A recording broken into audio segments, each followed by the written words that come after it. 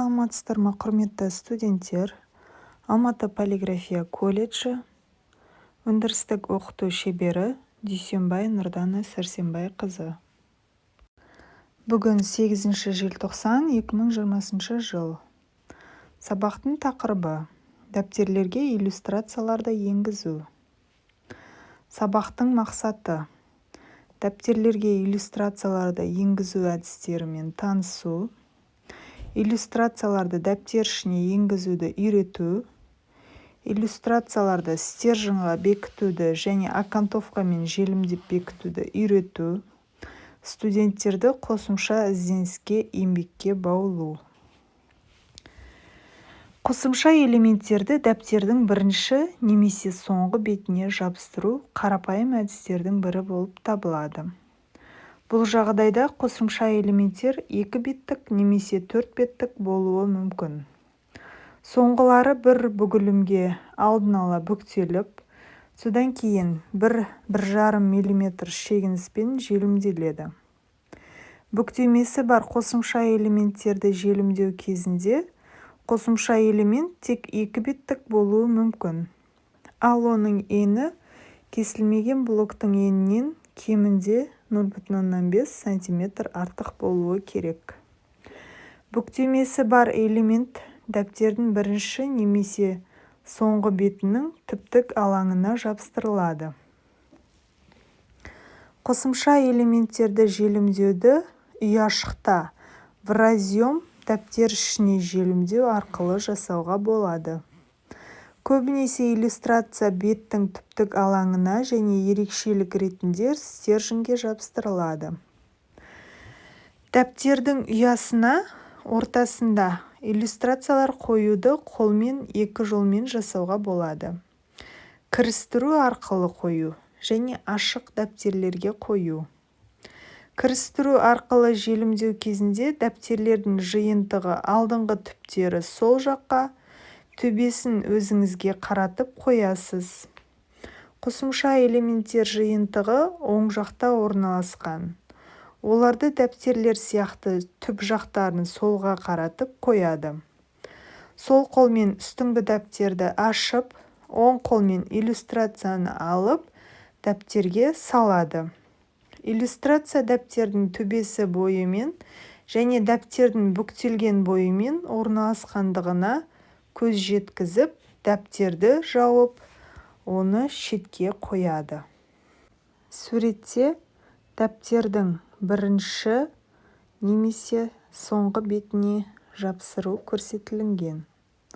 Бұл жерде 1-мен белгіленген дәптер, екінші приклейка, яғни жапсырма, үшінші желімдік алаң.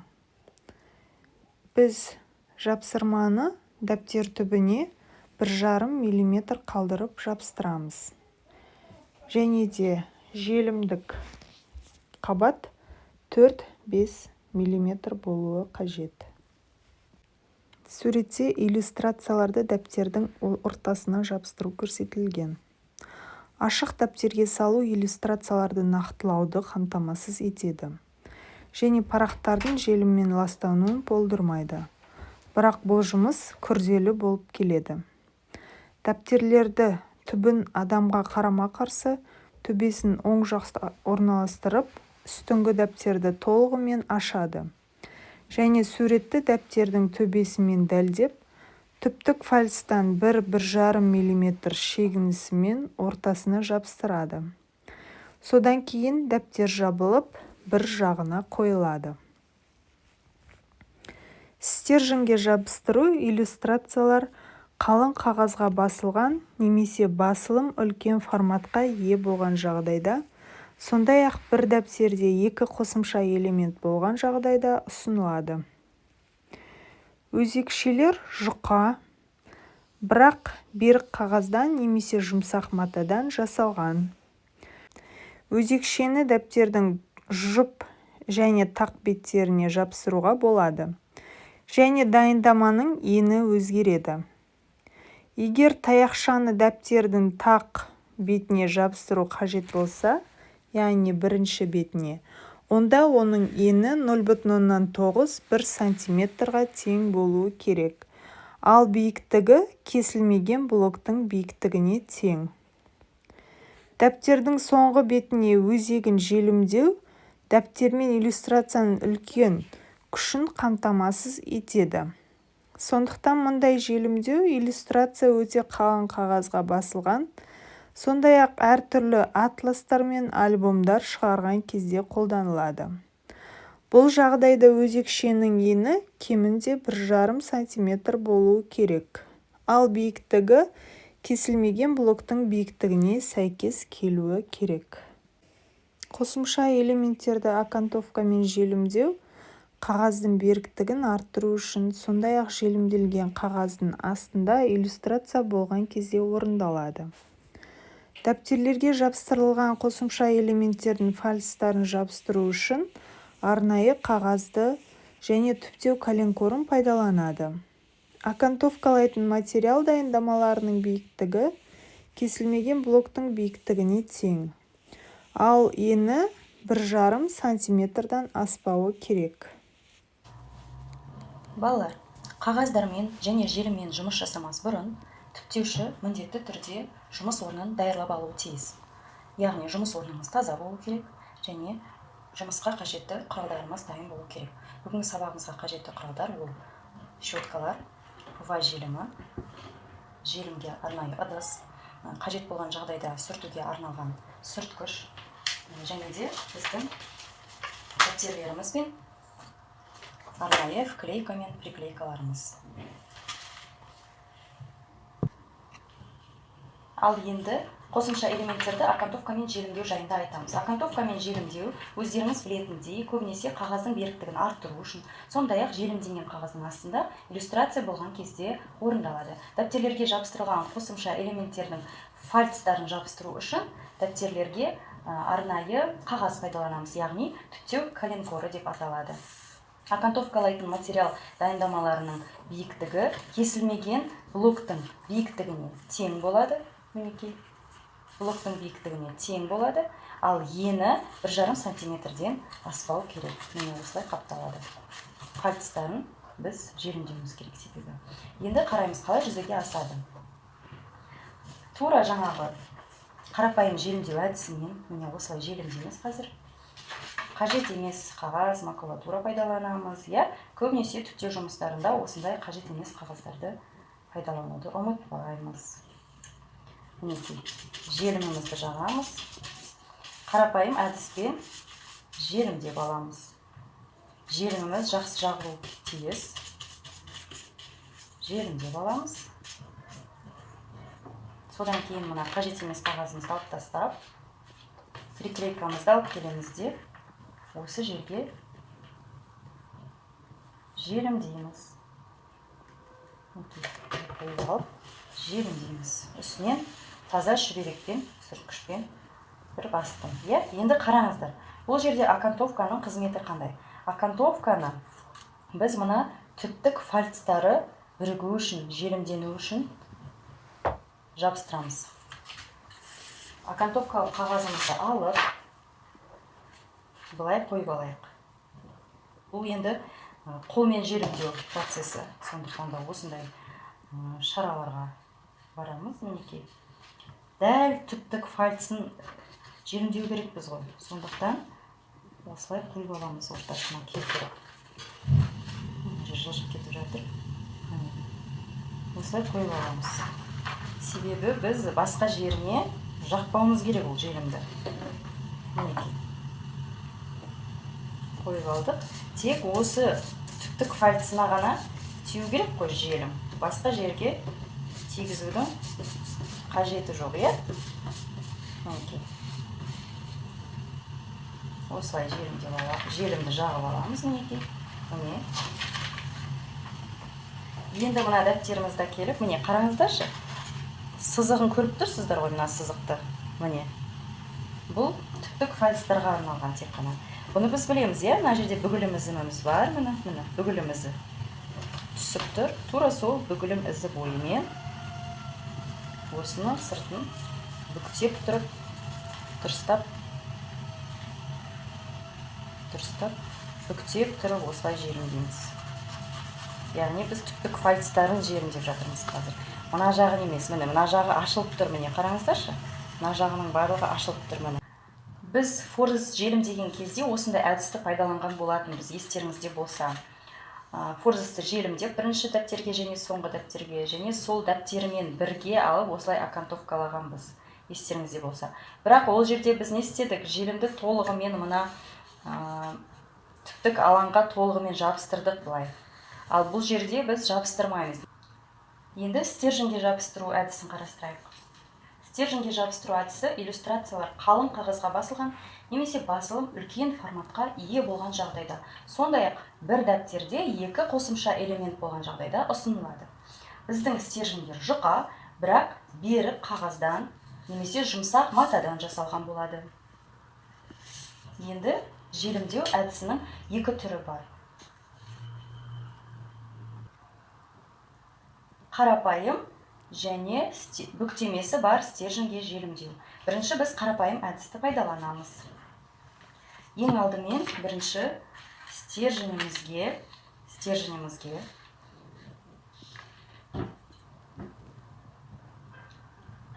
иллюстрациямызды желімдеп аламыз.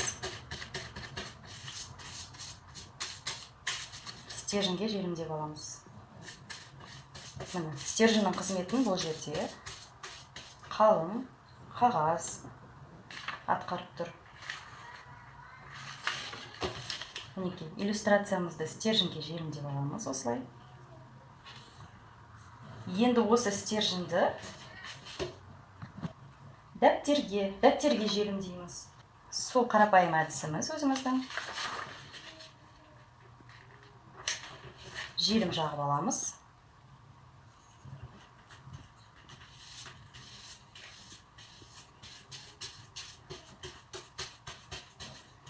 Жақсылап жағу керек желімді.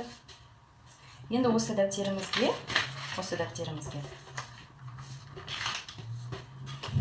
жаңағы стерженімізді желімдейміз. Стерженді дәптерге желімдедік, иә?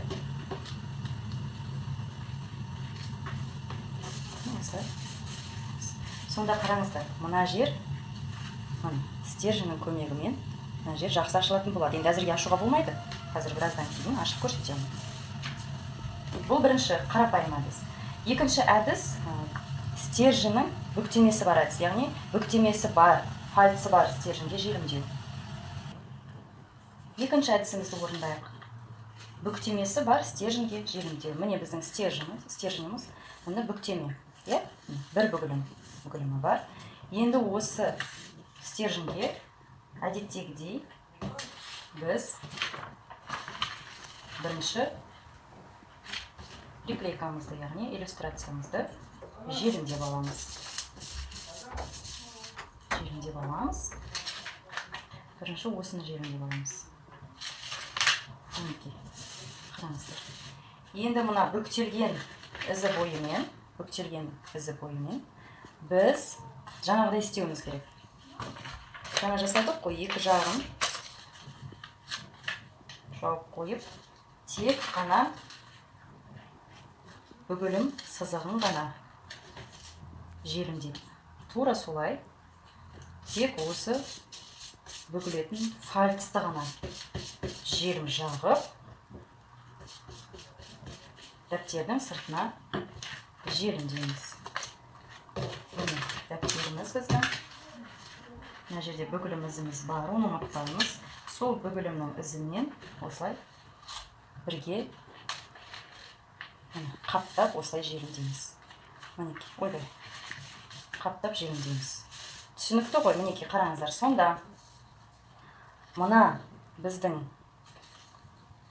стерженіміз, мінекей, мына жағына жабысып тұрған жоқ, түптік алаңға толығымен жабыспайды. Тек мына түптік фальцтарын желімдеу үшін ғана қажет. Сонымен қатар әрине жарамдылық мерзімін ұзарту үшін әрине қосымша элементтерді дәптер ішіне енгізудің екі әдісі бар. Яғни ол кірістіру арқылы қою және ашық дәптерге қою.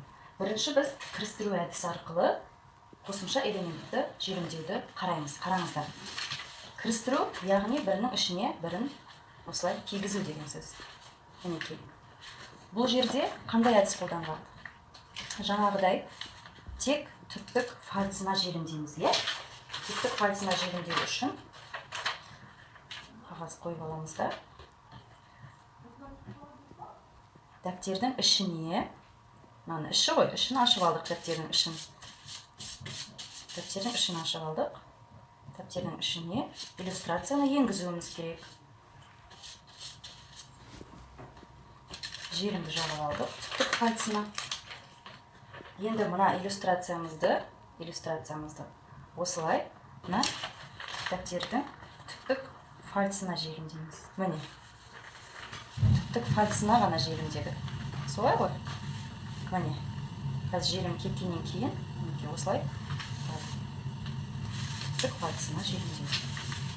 Бұл бірінші әдіс, яғни кірістіру арқылы. Бірінің ішіне бірін кіргізу арқылы. Енді екінші әдіс. Ашық дәптерге салу. Міне біздің дәптеріміз. Дәптердің дәл ортасын ашамыз. Міне біздің ортасы, дәптеріміздің ортасы. Бұл бірінің ішіне бірі кигізіліп жинақталған дәптер. Соның ортасын ашамыз. Не істейміз? Желім жағамыз қажетті мөлшерде. Қажет емес қарақытты алып, қойып, мына жағына қоюымыз керек, екінші жағына. Өйткені желім тиіп кетеді ғой. Немесе былай алсақ болады. Дәптерімізді алып, мына жеріне желім жағып, мінекей.